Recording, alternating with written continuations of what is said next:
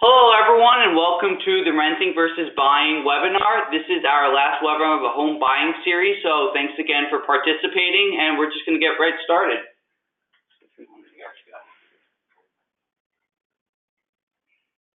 Alright, so once again, just to remind you some webinar resources before we get started.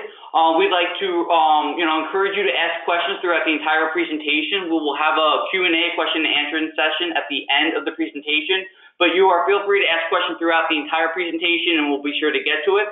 We also have two handouts. There are two home buying guides that you can download. These are free guides that go a little bit more in detail about the home buying process. And if you're a first-time home buyer, you can check that out. These are really awesome free guides that you can use for more references about the home buying process.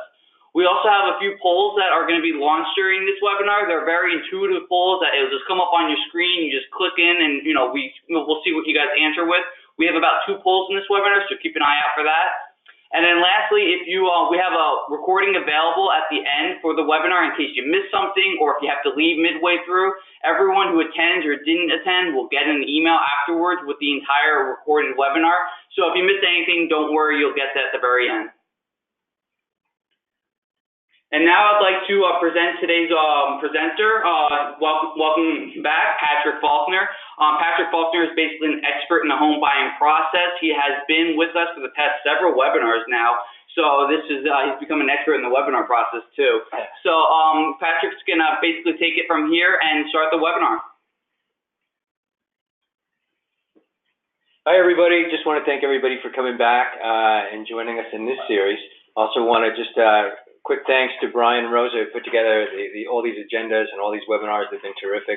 Hopefully you found them really helpful. All right. So rounding out the whole series today, we're going to be talking about renting versus buying, some of the pros and cons, things to consider and whatnot. Just reviewing the agenda real quick. We'll go through real fast. Obviously a lot of this common sense, right? Things to consider: home ownership costs versus renting costs. That's item number 3. Pros and cons. If we look at items 4 and 5, the advantages and disadvantages of both renting and home ownership. Number 6 will just outline some additional documents. And then, as usual, as we've outlined in prior webinars, lots of terrific programs, lots of terrific incentives that Greater Alliance has for its people, for you, the member. And then lastly, we'll close out with some Q&A, some questions and answers, and go from there. All right? So, moving on. All right, so let's talk about some things to consider when you're making a determination between, renting or actually buying a home, okay? Just letting everything update here on the screen. Lots of pretty colors and different things for you to look at. Okay, on a generic level, okay, and we're going to go into deeper detail on these, okay? As far as home ownership and buying a home, and we've outlined these in prior webinars. We talked about upfront home buying costs. We've spoke about it in past webinars: appraisals, inspections, down payment, things like that to get you in the home, to get the mortgage put together, to buy a home, to get a property put into your name as far as title and deed and so forth, things like that. And then you have recurring, home buying, costs when you own a home, and that could be things like utilities, maintenance. Again, we'll go into that. Third icon there, we have one-time costs for home buyers. Again, perfect example will be an appraisal. Once you have the home, when you're getting into it initially and you're going to buy a home, that's a one-time fee. You got to get the home appraised. Another one would be the inspection, but again, we'll go deeper into that. Renting upfront costs. Okay. Generally, hey, listen, it's a less expensive move from the onset. Really, most times you're only looking at 1 or 2 things, perhaps a down payment, security deposit. That pretty much goes without saying with any property that you're going to rent at. And then, of course, moving. You got to get all your stuff in there. And if you don't have a pickup truck and you need something bigger to get all your stuff in, you're definitely going to be paying for that. As far as recurring renting costs, there's lots of things that are going to present. The monthly maintenance. Things like homeowners association, if that's part of your rent, if you're in an area where it's a townhouse and there's amenities, basic utilities and things of that nature. So let's go deeper into it. Love these slides where they're just interactive all over the place. All right, so while this is loading up, upfront home buying costs. Again, we've touched on these in prior webinars, but it's always good to reinforce these concepts because I do think, it's a fact. Repetition is the mother of all skills. So the more you guys keep hearing this back, and repeat it to you, the more it's going to sink in, the more of an understanding level you're going to have, and the less stressful it's going to be when the time comes to pull the trigger and buy a home. Okay, so just touching the basics, right? When you own a home, and we went over this in the past, factored into your mortgage payment under the term escrow. Top two things, you're going to deal with homeowner's insurance. When you own your own home, you always want to have it insured, like anything else, okay? If anything happens, it's obviously for those people who own a home or those people who know people who own a home, it is your biggest, most prized financial investment. Therefore, you want to have it protected, okay, from anything, all right? So homeowner's insurance, key. Property taxes. Once you own something, once you have a plot of land that's under your name and your title, you will pay taxes, and it doesn't matter what state you're living in. You will pay real estate taxes. That's how the government makes its money when you own some land. Okay. Obviously, as we've talked about in prior webinars, depending on where you live, the range of taxes could go north or south of a certain number. There are places in New Jersey where real estate taxes are $22,000 to $24,000 a year. Okay, and then there are places where there's as little as $4,000 or $5,000. Okay, so again, as I've outlined in prior seminars and webinars, you want to choose accordingly that is going to fit your lifestyle and your ability to cover all your other bills outside of that. Okay, it's a real important balance. I've stressed it numerous times in prior webinars. Other upfront fees, like I just talked about a few seconds ago, when you go to buy a home and you're going to apply for a mortgage, an appraisal has to get done. Whoever the lender is, and obviously it's going to be Greater Alliance, we do our mortgage for you, we need to know what that property is worth, right? We need to know that the value of said property is going to collateralize the money that we're going to lend you to do the loan, okay? It's only one-time shot. You get a copy of the report. We get a copy of it here at Greater Alliance. Lets us know that, hey, that piece of property is absolutely worth the money being lent, okay? Earnest money. When you go and make an offer on a property, like I've said again, this is all just repeat, and so you guys, so it sinks in from a process standpoint. When you make an offer on a home, they're going to ask you for a little bit of earnest money. Could be as little as $500. Basically, what that does is it tells the seller, hey, I'm serious about this offer. I'm not just telling you this because I like your house. I'm truly interested in purchasing this home. I think I could have a life here, whatever. And so it's okay. Can we put a little money down to solidify your commitment? Like again, typically $500,000, okay, but it's one time and it does go toward the deal. So you're not losing that money. You're not just handing that money to the seller saying thanks for playing. It goes toward everything. All right. Home inspection. I've not only outlined the importance of this, but also drawn the comparisons and the contrast to that of a home appraisal. The home inspection, as I've said in prior webinars, is where an inspector goes in and looks at every nook and cranny of that house to check for functionality, check that everything's up to code, look for damages, pest damages, termite, anything. They look at every single square inch of that house and make sure that, you are not missing something as a layperson, that somebody of their qualifications to win, and if they see a problem, they let you know, okay? This report is very, very important because it can lend itself to negotiations, okay? If a property is being sold to you for $200,000, and the inspector goes in there and says, hey, listen, you might get one more winter out of this roof, and then that's it.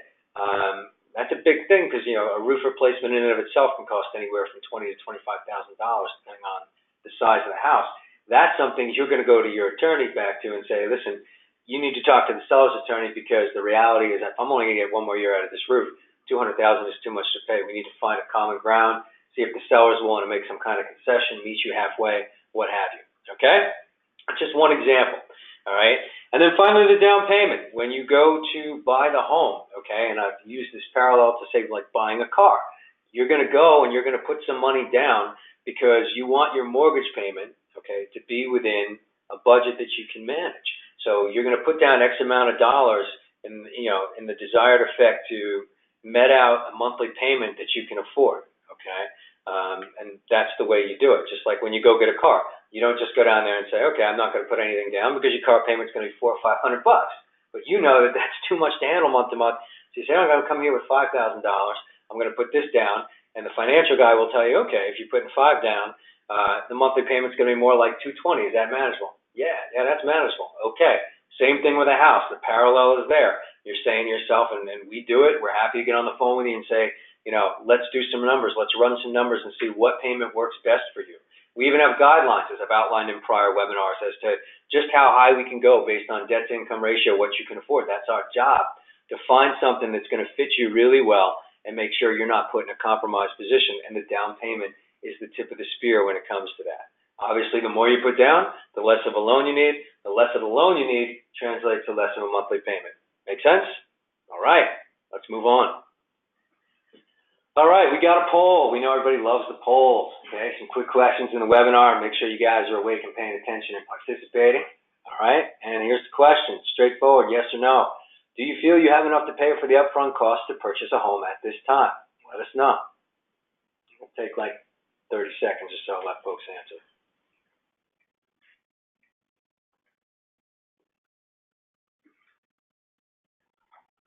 All right, let's check out the responses. Wow. Okay. Well, the good news is everybody answered in the same way. The not so good news is the answer is no. All right? And I get it. And I've said this again in prior webinars. All right? It's tough, especially in this state, in this time, to amass a great deal of money for a down payment to buy a home. It is. It's real tough, all right? We're just clawing out of this generation's depression, for lack of better words, over the past 6-7 years ago, all right? And it is a slow process, which is why, and I'll touch on that in greater detail in a few minutes, but we have programs to assist with folks where you can put as little as 3% down, okay? So don't panic. We got you covered, and we're going to touch on that in a bit. All right. Fun poll. Told you. So, coming up onto our next screen,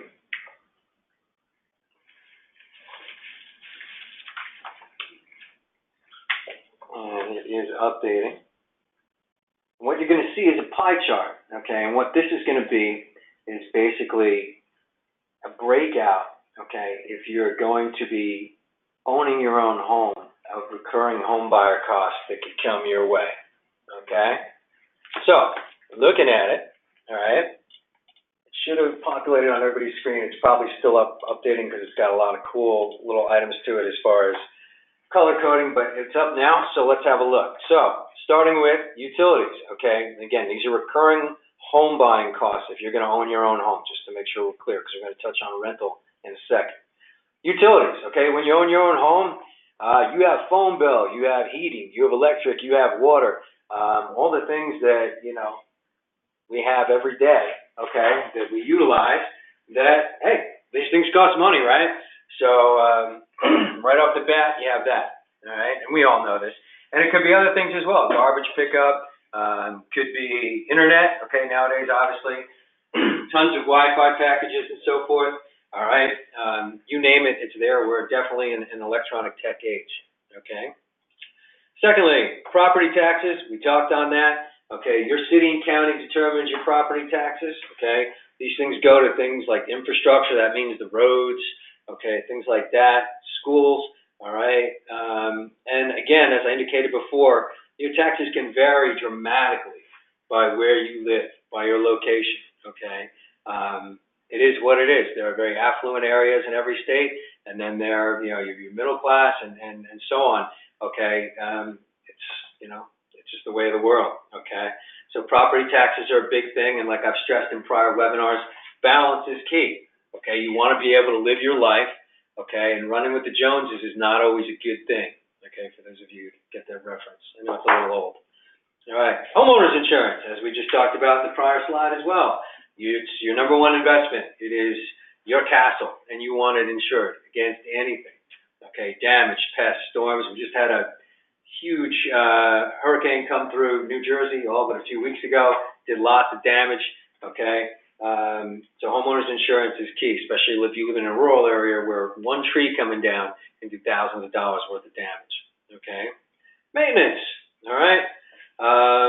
Yeah, they say as a good rule of thumb, take 1% of your home's value per year on maintenance and wear-related replacements and repairs. okay? And this could be something as simple as, hey, I got to repaint the house. I got to do, weathering on the outside. Like I can tell you from my own perspective, how to replace my stoop, okay? It's like 15 years old, probably older than that from when I got the house. But the reality is weathering occurs, and like anything else, over time, things start to crumble, fall apart. You got to replace it. Anything, okay? The example I just gave with the roof, okay? Furnace is only good for so long. This is basic maintenance to keep your house running, all right? And it costs money, all right? So it's something else to be taking into consideration. Your loan payment, if you have a mortgage, okay, like we talked about, you're going to be paying a monthly payment on that. That's a recurring home buying cost. You're paying for your property. Now, the good news is, all right, and this is a key point, in contrast to actually renting a place, is that every time you make a payment on your mortgage, when you own a home, you're actually building equity. So it is an investment, okay, versus renting, the money's not going anywhere. You're not gaining anything out of it. You're not really getting any tread for your hard-earned dollar. We'll touch on that more in a bit. Other things that could play in, okay, you see private mortgage insurance. Again, you're going to hear me say it repeatedly. We talked about this in prior webinars. If you're putting down less than 20%, all right, there is a premium surcharge that's factored into your mortgage payment, okay, and fortunately it's temporary. Once you've paid that loan down to about 78% of the property's worth, it drops away, okay, but at the onset, it's there. So these are things to take into consideration. A lot of people, they buy their house like, okay, I got the house, now all I gotta do is put furniture in it and I'm good, but no, that's not the reality, okay, the reality is the house is like a living thing, right?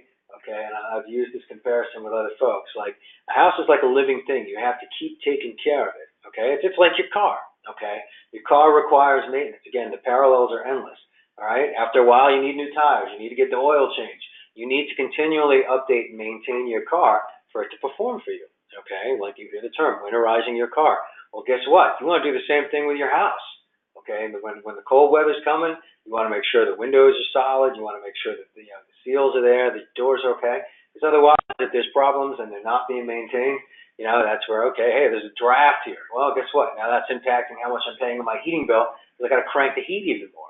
Or in the upcoming summer, you have air conditioning in your house, but the windows are not, there's not a tight seal or whatever. Well, guess what?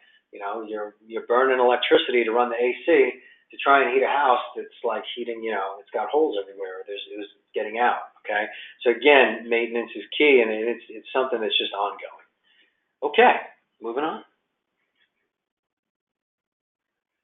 Okay, so basic special, one-time, home ownership costs, okay?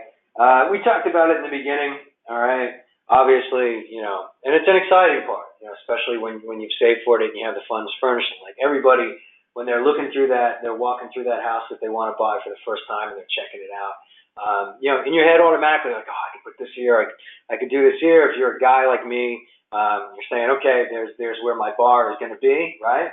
There's my man cave, and here's my garage. I'm going to have all my tools here, this and that. You start to envision it, and that's, furnishing is where I'm going with this, okay? So you got to furnish all these rooms. And again, just to take a quick step back, remember, find that balance, okay? I've seen people who I've done loans for, they shot a little bit beyond their reach, and guess what? They haven't, their home is sparsely decorated, or there's even a couple rooms that don't have any furniture in it because they wanted desperately to have this big, huge house, and it kind of looks a little silly because two of the rooms aren't furnished because they don't have the money to do it, right? So, again, find that balance, enjoy your life, enjoy your home, all right? And furnishing is one of those one-time things. Hopefully, you get some stuff in there. You don't have to do you don't need a new sofa or a new couch or a new dining room set anytime soon. Take care of it, you're good to go, all right? Moving. Hey, listen, when you're moving, you bring in a mover. It all depends, obviously, on how much you're moving and the distance. I will tell you that, okay, the location. It can cost a few $100s. It can cost over $1,000. Again, all depends on how much you're moving and what the distance is. I can tell you that. And most movers also charge, some do actually, by the hour. And if they go over, they usually do a half day and a half day. And if they go over that, that's where you can see a little bit more money coming out of the wallet, all right? Repairs, like we just talked about, okay? This goes with maintenance, okay? And hopefully, like I said, in my case, got to replace the stoop? Well, I would say it's hopefully one time for at least the next decade. I don't have to worry about it, barring somebody driving their car up onto my yard, crushing my stoop. Other than that, I think we'll be okay. So repairs hopefully are basically fall into the special or one-time home ownership cost. You fix it, and you're looking to see that it's maintained that way. All right? So moving on. All right, let's talk about upfront costs for renting. All right? Going to be a substantially lighter list, and I kind of touched on a few of them right at the onset of this webinar. Okay? Security deposit. Okay? Whoever's going to be renting you that place, despite how awesome you are and whatever kind of relationship you may have with the landlord or landlady, listen, they got to protect themselves. So what they're typically going to do is they're going to ask for 1.5 the monthly rent up front, sometimes 2. Okay? And they're going to hold it in a special account in case there's damage done to the place. They're going to hold that, and when you're done renting and you decide you want to move out, as long as there hasn't been delinquencies in rent or damage, things like that they have to cover, they typically simply refund that money to you. Okay? By law, when you are renting a place and it's an investment property, you have to establish a separate bank account for that money, okay, an escrow account for that money to go into. So they can't just take your money, throw it in their checking account, and use it as they will. They have to create a specific account to hold that security deposit in, and they also are required to send you a copy and the information on that so that you know that they're playing it by the number, okay? So that's pretty much the big thing as far as renting. You will also find that nowadays realtors have jumped into the rental game and assist people with renting places, and unfortunately, just like with buying a home, now they're taking their piece of the pie and charging people for helping them find a place to rent. I think it's ridiculous, and that they really shouldn't be in that part of it. But hey, listen, there's money to be made, and there's no regulation to prevent it. Just be careful when you are looking for a place to rent. If you can sidestep getting hit for that fee, definitely the way to go. Save yourself some money. Okay. Moving costs, again, number 2. You're going to deal with that. Whether you are renting or owning a home, you got to get your stuff from point A to point B so you can set up shop, if you will, at your new place of residence. And again, unless you don't got a bunch of friends with trucks, you're probably going to turn to some kind of moving group. And if you do, you're going to pay for that one time up front. Like I said, there's other examples here, non-refundable deposits. It all depends. The states vary as far as renting laws go. Some states, I don't know what they're for, I'll be honest with you. I haven't seen too much of it as far as non-refundable deposits go, where they charge a little extra that's non-refundable. If you do find yourself facing that, I would certainly inquire as to what the backstory is behind that or what this non-refundable money is going to. I haven't seen too much of it. I know in my experience renting before buying, I never really dealt with it. So, as we said, first month's rent, that kind of falls into the security deposit. Most times landlords will roll the first month's rent in along with it. That's where you're getting the 1.5 times rent. You're paying them 1 month's rent up front. It's like $600, and then the security deposit on top of it. So they'll ask you for a check of, say, $1,800, the 1.5 security deposit plus 1 month, and then you're in. Okay? So that's pretty much what you're looking at. As you can see, not nearly the amount of stuff that you're dealing with when you buy a home. Okay. So let's talk about recurring costs when it comes to renting a place. As you can probably imagine from, just day-to-day living, common sense sort of thing, well, number 1 would be your rent. Okay? You're going to pay that every month. All right? That's the deal when you rent a place. 2, I have pet rental here. Sometimes landlords will throw some additional money on top of the fee if you have a pet to kind of insulate themselves against any kind of damage and whatnot. So that's here to there, okay? It all depends on your landlord and the situation. Renter's insurance, okay? This is a tricky one, all right? Technically, you're not required to carry renter insurance for your possessions, okay? It is recommended, though, that you do. All right. Now, obviously, your landlord is going to have insurance on the building and the property that they're renting you. but they're not responsible for your stuff, right? So let's just say you renting an apartment and there's a fire, God forbid, right? The landlord's going to get their money and for the property and the damage done to the property, but they're not obligated to give you any money when all your furniture and all your possessions burnt up. Okay, so that's where I'm going with this. It is very inexpensive and highly recommended. So again, it's not required, but you definitely want to do it. Okay, protect your things. All right. Number 4, utilities. Like we said, just like owning a home, in some cases the landlords roll the utilities into the rent, and they might say, hey, listen, you know, the rent's $600, but with utilities it's another $400. So you give me an even $1,000, and basically you're living there paying $1,000 a month, and it makes it nice and easy. Other landlords say, hey, listen, you're renting the place at $600, cable, you know, heat, electric, that's all on you. All right, you're paying for it. That's the way it goes. A lot of times landlords will cover utilities in the rent, but things like you know, Wi-Fi, cable, those are more, you know, entertainment type things. They're more personal things, and with data and all that stuff today, lots of times landlords will just say, hey, listen, you're on your own with that. Okay, all I'm doing is covering the basics. We got heat, we got water, and we got the roof over your head. Anything above and beyond that, it's on you. Okay.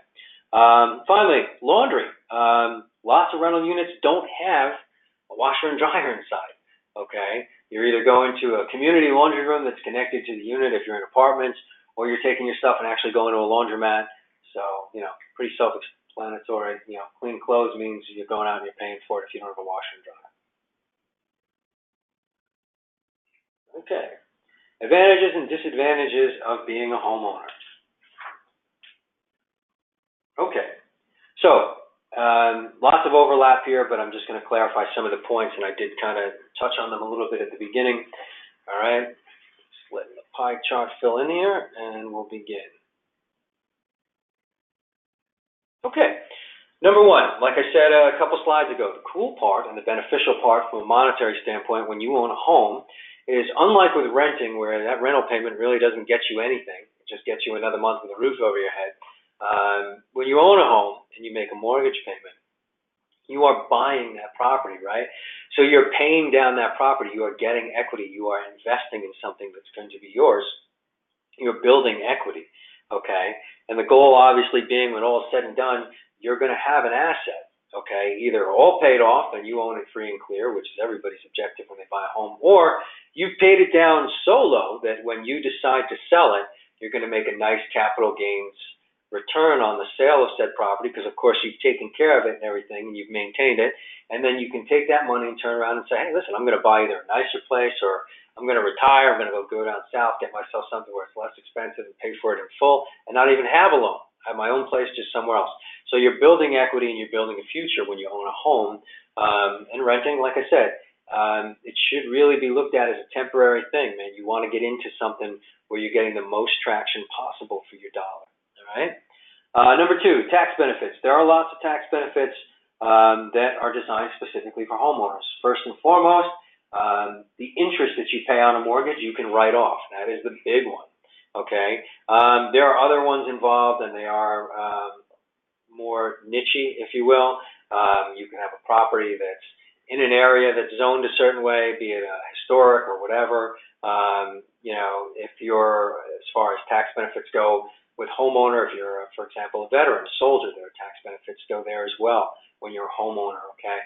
So lots of different things, the CPA can go into it, but the one universal one that I'm happy to review with you is, you know, the interest that you pay on a mortgage, you can write that off on your taxes, and that could be a couple grand or more in a given year, okay? Rental income, okay? Lots of people sublet their homes or rent a room out, or some people just buy straight up investment properties. They own the home, they rent out the property, and basically the tenant pays the mortgage for it, right? They just, you know, you want to make sure you're capable when it comes to, I guess, being handy around the house if it comes to fixing things and maintaining the property. But lots of people do this, and actually it can be quite lucrative if you know what you're doing. You have an investment property or more. I know clients who have a handful of them. They're all rented out, and you know, the tenants are basically paying off the mortgage on all these properties, and when all is said and done, you know, the property owner has 3 or 4 properties owned free and clear and sells them off and retires into the sunset with a nice bit of funds in their pocket. Okay.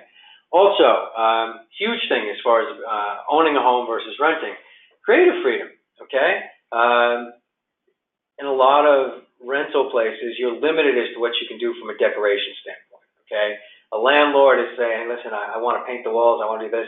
Landlord's going to say, I don't think so. You can decorate, you can put some furniture in here, but we're not remodeling, we're not painting, you're not putting a skylight in or anything like that. Or, it's basically, hey, you're limited as to what you can do versus owning your own home. You put a deck on, you can redo the kitchen, paint, set up anything you want because it's your place. As I said before, it's your castle. Okay, so there's that. Number 5, a sense of belonging. This is an intangible, but it's very important, and the longer you stay in an area, it's a huge thing, okay? Definitely a lot of people who I've talked to have said this after a period of time owning a home. They like their community. They get involved. If they have kids, they're involved in sports programs, and they get to know other parents. I can tell you in my area, like the fire department has pancake breakfasts once a month. Everybody goes out there and hangs out, have some pancakes, talk, catch up. So you start to ingratiate yourself in the community a bit. It feels good. It really does. You're putting roots down, for lack of better words. And then finally, owning your own home when it comes to retirement. As I said before, a home is a huge asset that can pave the way for retirement. Okay, you live here. Let's just say a quick example: you buy a home in New Jersey, it's worth $400,000, and by the time you're done paying it off and you put in your time, you say, okay, I'm going to retire now. I'm getting out of New Jersey. It's just too darn expensive. I'm going to go out to North Carolina, which has become a very popular place for New Jerseyans to go and retire. Okay, selling a property here, for $400,000, $390,000. They're going down to North Carolina and finding bigger houses, nicer houses than the one they hear for $310,000. So they're going out there, they have a home free and clear to retire in. It's gorgeous out in North Carolina, Florida, what have you. And they're owning a home free and clear with $50,000 on the side to decorate and live on. Okay? And it's a real nice way to, round out a career and so forth. All right. So those are the advantages of buying a home. So, of course, you can't have advantages without disadvantages to an extent. Okay? They're not real big, and I wouldn't necessarily even label them disadvantages. They are potential disadvantages, but they're kind of more responsibilities and things can happen, so let's just touch on them real quick. Like we talked about, maintenance and repairs, okay? A home, like a car, to keep it looking the way it needs to be and functioning, you have to take care of it, you have to maintain it, and, that's number 1, okay? It's your place, it's your castle. We touched on that. Is there potential for financial loss? Yes, there is, okay? Now, basically what happened about 10, 11 years ago was the housing market imploded, okay? People were sold houses, the height of the market, properties were dramatically overvalued, okay, and then the market crashed. And all of a sudden, the values of the houses were down by $40,000, $50,000, okay? But now you look at today, and the market has bounced back. So there is a timing function, in place when you talk about potential for financial loss. Listen, if you're in an area where there's stability, where you can do research on properties, any property that you look at online, be it truliarealestate.com, they pretty much tell you at any house you click on and look at, they give you the history of ownership and the value and what it sold at. In 1990, what it sold at in 95, if the person moved out in 2002, what it sold out there. So you can get a pattern history and help kind of, shield yourself against any real potential losses. Okay, but for the most part, like anything else, the market goes up and down a little bit, but it shouldn't be anything too treacherous. So you never want to let that dissuade you from going out and purchasing a home. All right. Again, disadvantage, but kind of is what it is. Most homes aren't sold furnished. Obviously, you got your own stuff. You want to bring it in and set up the house the way you want with your stuff. So I don't know if I'd really look at that as a disadvantage, unless you don't have a lot of stuff. In which case, everybody'd love to walk into a what they call, ready to move in or home ready, where you walk in and everything's good to go and set up, and you're really just move-in ready, and you're really just bringing your clothes and you're good to go. But seldom happens.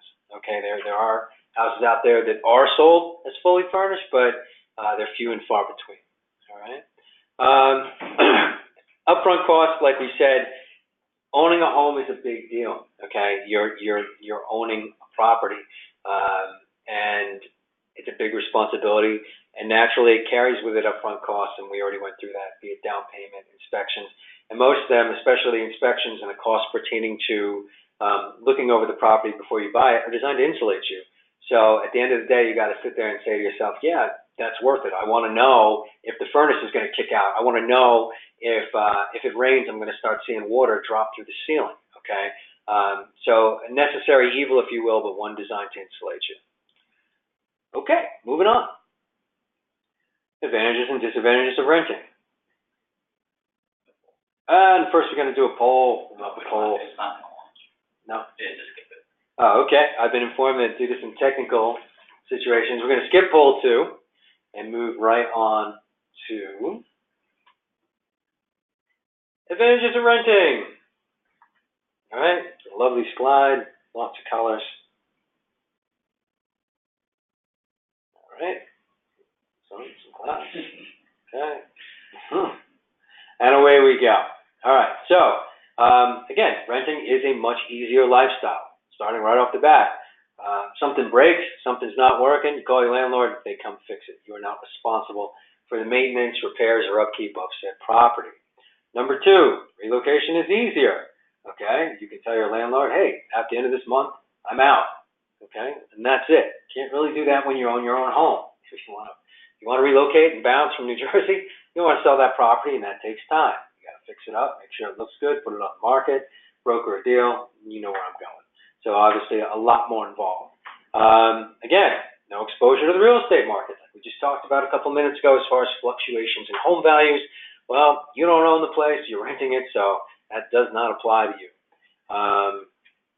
Typically with renting, and this one's important to note because we talked about FICO scores and things like that, when it comes to getting a mortgage to buy a home. When it comes to renting a place, it's a little bit easier if your credit is a little bit tarnished, okay? Obviously, landlords are looking to have somebody in there. They are going to run your credit.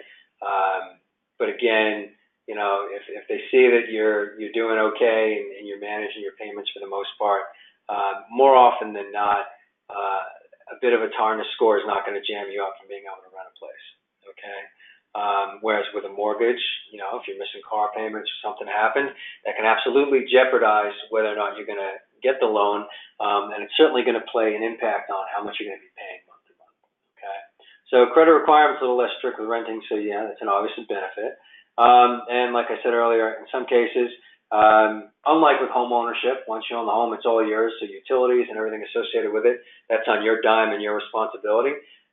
In some cases with renters, the landlord likes to keep everything easy and says, hey, listen, the rent covers, the rent, it covers heat, covers electric, covers water, and, you're making one payment and everything's rolled in, so you don't even have to worry about setting up those accounts, all right? Those are the advantages. All right, and just to go back over the disadvantages, again, there's a lot of overlap in this webinar, so we're just trying to reinforce what we're trying to teach everybody. You're not building any equity, okay? The rental money is as good as if you send it to me, okay? You're not getting any traction on it. You're just getting yourself another 30 days with a roof over your head, right? You are limited control over the housing costs, okay? Rent does go up in a lot of places, okay? Year by year, your landlord could say, hey, inflation, you're paying me $1,000 a month last year, this year it's going to be $1,100, okay? And you might find yourself negotiating over that, okay? And a lot of times landlords will look in the area and say, listen, this is a 2-bedroom apartment, I'm renting it for $1,000, but you know what, this guy down the street has the same type of units as me, he's getting people to pay $1,400 and they're doing it. That does not bode well for you, okay? You can be subject to that, okay? So there's not a whole lot of control. You can find yourself in a position where, hey, your rent just went up. But if you have a mortgage payment and you're in a fixed program or even an ARM loan for the first 5-7 years, you don't have to worry about that, okay? Nothing to write off when you do your taxes, like we just talked about. You're not writing anything off. You're paying rent, and that's that. So there's nothing to say to the government, hey, I paid interest on these loans, and these mortgage loans are connected to, the Exchange Commission and mortgage-backed securities, so let's see what we can give back to the American people. Nope, you're renting, and that's it. Limited housing security. There are plenty of, renter protection laws, and so forth that are in place.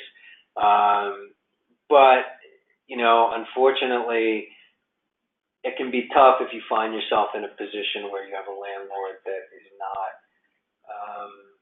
managing your relationship in a proper manner. Okay, if it's, hey, this pipe is leaking or the heat's not working, we need somebody out there. You're kind of at the mercy of the landlord saying, yeah, I'll get to it when I can. Or if the landlord just happens to be away, okay, you can be in a real pinch. And again, even from an eviction standpoint, a landlord could say, I don't want to rent this place anymore, and as of the summer, as of 4th of July, I'm afraid I need you out because, maybe the landlord's got family they need to put up there, they have their own personal issue. You're kind of at that potential jam if, for example, your lease is a month-to-month lease, or maybe it's a 3-month lease and then it renews, or a 6-month lease or renews, or even a year lease, okay? Your lease could be coming up, like I said, July for renewal. Landlord could say, I got to tell you, not doing it anymore. And then you're going to be finding yourself running around looking for another place, okay? So those are the disadvantages. All right, so fortunately, like we were saying, going back to that first poll where pretty much, everybody said they don't have the money to put down for purchasing a home right now. We have promotions, we have programs, we love our people. We've talked about this one pretty much every single mortgage webinar that we've done. But just to go over it again, Homebuyer Savings Program that Greater Alliance has in place. Okay, basically it's set up to help you establish a savings account specifically for the purchasing of a home. Okay, we just ask that you go through a quick webinar like the one we're doing that teaches you about home buying and educates you a little bit. It's a good program to do. Keep your skills sharp so you know what's coming. You pre-qualify for a mortgage with us. We put together the pre-qual letter that we've talked about, that entry, that letter that gets you into the game. And you open up an account, and all you're doing is throwing $100 in there for 15 months, right? You're getting a little interest on it, you're saving money, and at the end of it, as a reward, okay, throwing an extra $1,000 in there to assist you, okay? That's nice. That's free money, okay? That's pretty much like a 401k program, like when you're contributing month to month and your employer is matching it. So absolutely outstanding program that we're trying to extend to all of our people. We want to help you realize the dream. That's the catalyst behind that program, okay?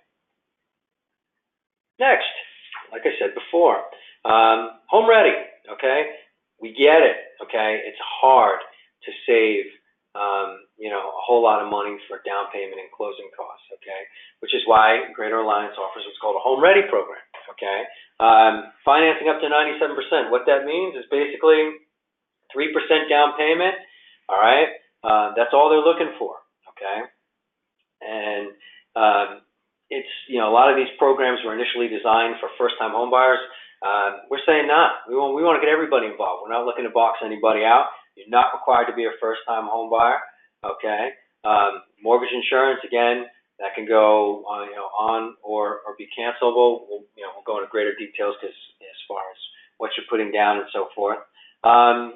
Gift money, we'll take it, okay? If it's from family, okay? If it's a grant, pretty much as long as you have the money for the 3% and we can source it to some extent, it's usable, okay? In the past, there were even restrictions on gift money that could only come from parents. It couldn't come from certain areas.